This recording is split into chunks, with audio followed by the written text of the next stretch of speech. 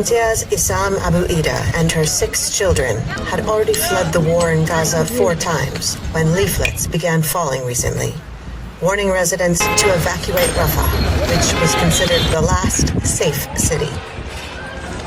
Since then, Abu Ida and hundreds of thousands of other people, mostly already displaced multiple times, have fled deeper into Gaza as the war near the Egyptian border intensifies, and humanitarian aid remains stuck in trucks on the other side.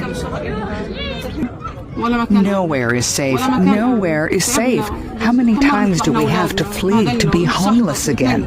We barely can find water here. My son has to go far to collect it. What about the children? We barely have drinkable water.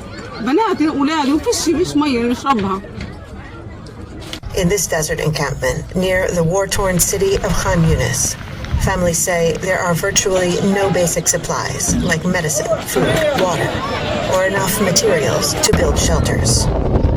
Even more devastating, say displaced families, is the feeling that they have been abandoned by the world as peace talks continue amid increased violence.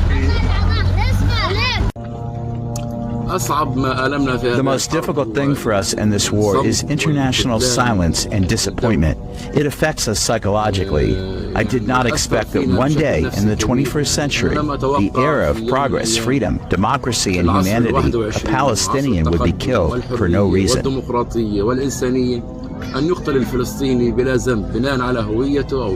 war began in October when Hamas militants stormed the border into civilian areas in Israel, killing 1,200 people and taking about 250 hostages in the worst attack on Israel since its independence.